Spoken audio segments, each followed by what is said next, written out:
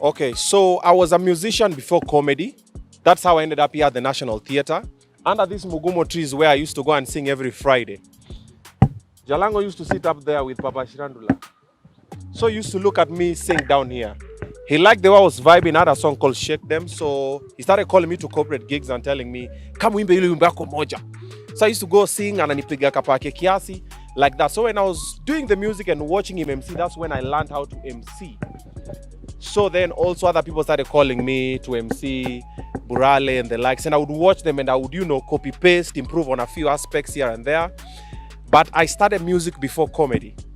I was Fredo Mondi's KYM hapa National Theatre. Mimi nilikuwa mtu waka mkono. Niaje chukua namba ule deo. I was that guy. So when I was doing that and working with Fredo Mondi, I was watching Erico Mondi, I was watching the whole guys. Me, I was a musician. I was called MGZM Sani. I was doing dancehall music. It's a dancehall thing. So I did that for a while. So when I started comedy and then things worked, a lot of people who know me now, most Gen Z guys know me as a comedian. They don't know where it all started. But now one thing that a lot of people don't know, I'm very versatile. I do comedy. I was a dancer before. I'm an MC. I'm a musician. I'm a creative writer. I've written songs for a couple of big artists as well. But because they don't know it's Obinna, so it's, trust me. Let me not get into it for now because it'll open another can of worms. But they know themselves. If you don't know it's Obinna, you're not going to hate on it. But if you know it's Obinna, I'm that guy who is cool to hate on. Kitambo, it was another person. So Willie Paul was being hated on a lot. Then at some point, I took the baton and then it's going to go to another person. A lot of people have passed through it. But when you see something like that happen, know that something big is coming. So I welcome it. What I always say is this. If it makes you sleep well at night, just say it. But if you say it, be sure that you have evidence that it is true.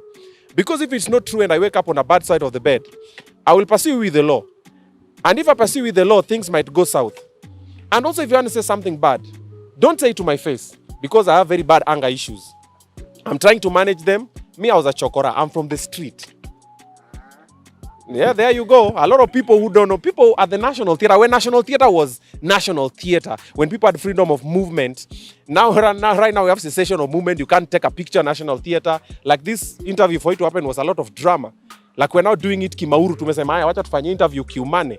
Because if National Theatre, you can't allow creatives to come and explore here, then where do you want them to go? This is supposed to be a safe space. So this was a space where tulikuwa nakuja kulala, tuna idol, tunaangalia wasanii wengine, tuko like, man, we could not sit up there. That was wasanii restaurant. So we would sit down here, we're like, ukienda pale juu ni kuomba maji, saa ingine unanyima, unarudi na relax hapa, nenda Grogon, tuna represent, tunarudi hapa, tuna dance, tunapiga madrama hapa.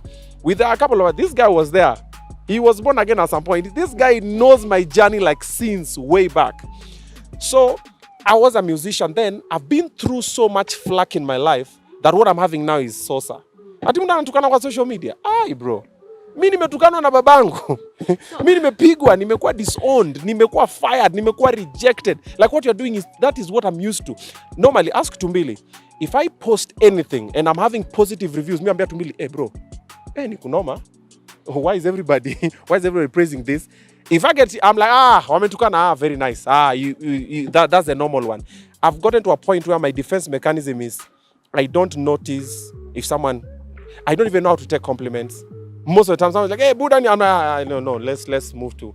I don't know how to take compliments because my defense is, I'm used to, nitukanwe, then ukinitukana now I have a reason to prove you. Like when I came to Nairobi, this story I've never told anybody. My dad disowned me, kicked me away of his home. So when he kicked me out of his home, I jumped on a train. I think it's on Jalango TV. I did this interview. Came to Nairobi. I had sold a Vodafone phone that I had. Came to Nairobi. I didn't know anybody. Stood in the train the whole night to Nairobi. So when I got to Nairobi, my idea in my head was, I'm going to prove him wrong. Of which, if he didn't kick me out of his home, probably right now I'd be a pastor or a teacher or something of that sort. Uko ushago. Mimi nilikuwa nakana limia wase, nasikia radio niko like, mazi. But in high school and primary, I was doing drama, I was doing music. I was the guy who go in front and say, ladies and gentlemen, in front of you is El Hobe Primary School with a dance entitled Omutibo. That was me. I was the only guy with the confidence in the whole school. But I knew I wanted art. I wanted to be on TV and radio. So when he kicked me out, I came to prove a point. And that is what I like because I worked so hard. I've done all the odd jobs in Nairobi. Trust me. Then nika kuna kazi Nairobi sijafanya until I evolved into Obinna that most people know now. Like, ugo na maringo. You don't know where I've been. You don't know the things I've put up with, the shit I've handled to be here. This is even a refined version of me. Most guys in the industry, the old guys, like in Nameless, CMB Prezo, Juakali, Major, those guys have seen me grow. Like when I was emceeing road shows, that's when I started to nenda nao wapi wanafika kina Daddy Owen. When Daddy Owen was Daddy Owen, bro. No, Daddy Owen, okay, let me not get into that story. But alikuwa navaa viatu zingine hapo za Lacoste Fire. Anyway, so I'm used to that because of them. So even now when people tell me, Obinna, have you not noticed every month I do a brand new music video? Why do you think I'm doing it? Because they've said I can't. And I will do it. You know what's the worst thing that can happen? It will not hit. But do you know what's not happening now? It has not hit. So there's no difference. So there's only one way to go. I'll do it, I'll do another one, I'll do another one. One day they'll go, haya basi ndio hiyo tumekubali kusikiza, because I do fire song, I do a fire video, then I put it on YouTube. It's a matter of time. One day someone will just play my song in Jamaica or in Hollywood. Then guys go, oh my God, we've always knew you had it in you. Really?